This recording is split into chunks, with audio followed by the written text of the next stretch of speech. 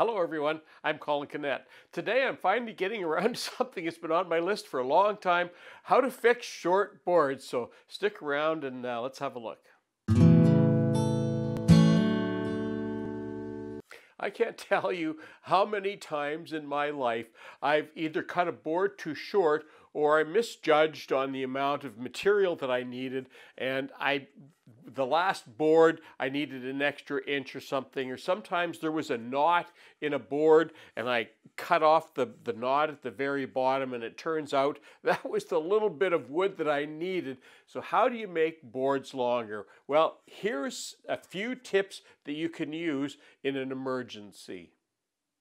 So when we're putting wood together and trying to make a board long, one of the first things that comes to mind is how can we put wood together like this to make a piece longer? And this is called a butt joint because we're putting the ends of the boards together. Now typically when you're putting end grain to end grain and gluing it, putting it together, gluing it just doesn't work very well. It can work, but what I've found over the years is there's a little trick. If you put a skim of glue on one side and a skim of glue on the other side, let it sit for 15 minutes, then reapply another skim of glue on each side and put that together. That actually holds fairly well. And of course, it's not this way, it's still not very strong, but it would be hard to pull out. And in a pinch, it's something you can do. Now, let me show you one of the rigs that you can make for putting wood together like this, but making a butt joint like this. And then I'm going to show you another option for this as well. So here is a clamp that you could make yourself for gluing end boards together like so. And I'll put the dimensions that I used on mine in the article on Woodwork Web. You'll be able to check that out. Let me just take it partially apart here so you can see it. It's nice and tight. So this is what it looks like. Basically, just a couple of pieces of wood on one side, and all you do is loosen that up. It's still like that. Put that through one side, and you can see that there's some black. I put some, if you look closely in there, you can see that I've got some black anti-skid material in there. Honestly, that stuff just works so well in this jig. I just can't believe it. It holds that wood so firmly in there. And I'm just going to put the other side in this edge here, and then we'll put it together. Now, with a jig like this or a clamp like this, basically what you're going to want to do is if you're going to do, and I highly recommend that you put do the double gluing. So glue one end, let it sit for 15 minutes, and then do the other side as well. You're probably going to want to do that. Loosen this up a bit. You're probably going to want to do that in this jig while it's sitting, because you can see that there's a little bit of fussing to get it to come together. And this one I've got it's maybe a little bit too tight even, but there is a little bit of play back and forth. And you want to make sure when you're doing a joint like this, your joints, your cuts here are absolutely square and flush, because when you put that together, you don't want there to be, you can see that even up and down, see that joint there and there. So you want it absolutely tight like that. And that's when your board is like this, see that little gap at the bottom there? That means your boards are not flush. They're not straight together. So that's why those cuts are so important. So when you do that, after you let it sit for 15 minutes, apply another coat on there, then you can push that together, and of course this will be tightened down here, and now basically all you need to do is tighten these up, and you'll probably want to do a little bit more than hand tightening on this, but even that with this anti-skid material in here, this little jig works really well. You can see with little fuss here, really, those boards are lined up pretty nicely. So for this next part, I'm actually going to use my doweling jig, my Dowel Max doweling jig, to make a super strong butt joint.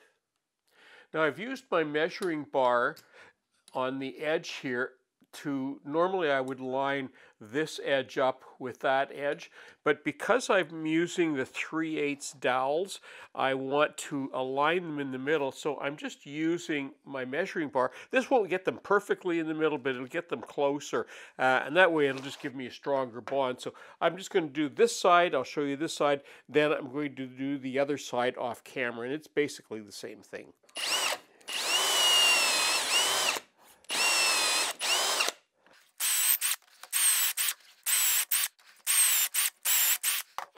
There's those 3 holes that I just drilled, and normally I'd be putting these 2-inch dowels in there, but I'm not going to use them just now because they're so hard to get out. Even without glue, they're hard to get out.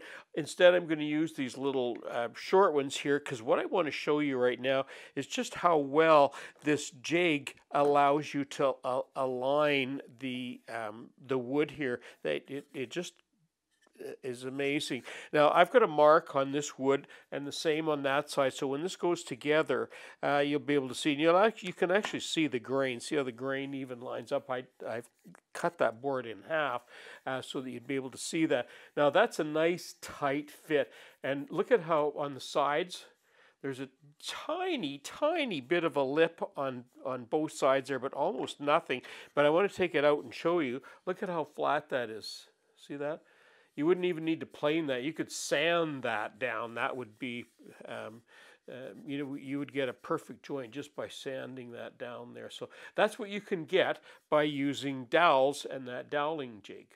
Another quick trick that works really well for adding wood to boards, making your boards longer, is to use a finger joint. And this here is a Freud finger joint. This is my favorite finger joint bit, and it works really well. The reason I like it, it gives a nice fine, you can see it's a nice fine cut.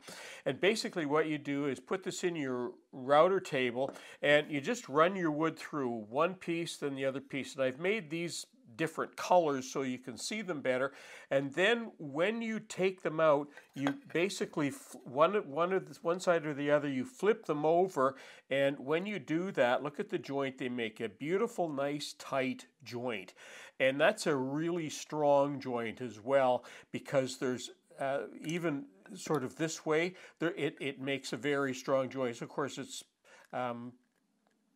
subject to the thickness of the wood that you're using, but it still makes a nice joint. The other thing that I've done, and I did a video on this, and for some reason when I did that video, when I tried to put the wood together, and you do the same thing, this is a much coarser, you can see the blades are much coarser on this one. When I put the wood together, I couldn't get them to line up, and I don't know what I was doing, what I did wrong at the time, but I clearly did something wrong, because these do line up when you take them out and put them together. They do line up, and for some reason I didn't have that figured out somehow. What I didn't like about it, and no matter what I do, the joint is not quite as fine, and they're much coarser teeth. It probably works as well. It's just not as nice and tight as I'd like to see it. But this is another alternative, and it does in fact work.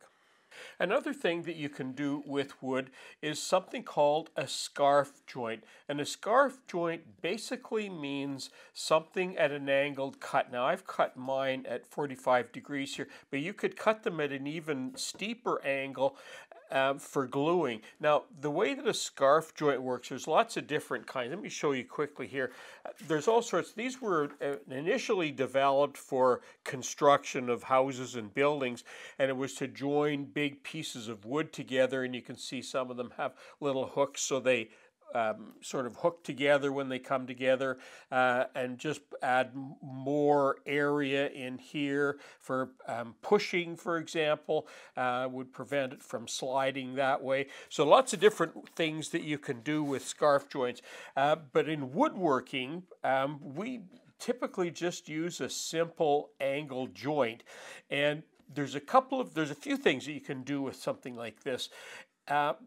first of all, if your wood's long enough and you have area on the side, you can just simply move it up. And just by moving it up, you can see that when I move that up, of course, it moves, makes the wood just a little bit longer. Now, it means that, of course, you're losing some wood on either side. So you might not have, if you've already trimmed a piece of wood and you find out that one of them is too short, you're not going to be able to do that. But what you can do, depending on how long it is and how much wood you need, you can add pieces into it. For example, something like that. So you make something that fits in there, and now look at how much longer you can make that wood. Now, disguising this wood, if you can get it this, similar grain, similar color, so much the better. Otherwise, you're going to need some toning to try and blend that in. But usually when you use a joint like this, you're putting this piece of wood in an area that's either very hard to see or it's hidden by other things. So that's the place to use this. So if you're building something and you find out that one of your pieces of wood is too short and you need to do something like this, use your better pieces and use this one someplace where it's hidden. And again, we're using sort of a modified end grain to end grain. So again, you're going to want to do the if you're gluing this, and I always recommend that you glue this, put a skim on each side, let it sit for 15 minutes, and then put that together in some way. And you could use that clamp that I showed you earlier on to put that together. Now, the other thing, you don't need to be putting great big chunks like this. If it's just, for example, I know I've cut some boards where I've cut a knot off the bottom and then discovered that little knot area that I cut off was the part that I needed on that wood. You can even make a very small one. So you can make a scarf joint that's just a tiny, you can see the difference there. It just adds a little bit more length to it without putting a whole bunch of wood in there that you're going to have to end up trimming off anyway. And again, all of the rules apply. Everything is the same. These are a little bit easier to glue together. In some cases, if you have this a little bit sticky, you can actually use a clamp in here to clamp these together. So that's another option that I've used on rare occasion where the glue has actually gotten a little bit sticky. You can do that sometimes. So just another way of being able to elongate your boards that may be a little on the short side. Well, that concludes my video today, and there's not a lot of alternatives in how you can make wood longer. We all wish there was a magic stretcher that we could use. And if there was, we wouldn't have to be using contraptions like this to try and make our boards a little bit longer. But those are some of the alternatives that help you make your wood a little bit longer if you get yourself in a pinch someday. I'm Colin Canet for Woodwork Web. Thanks for watching.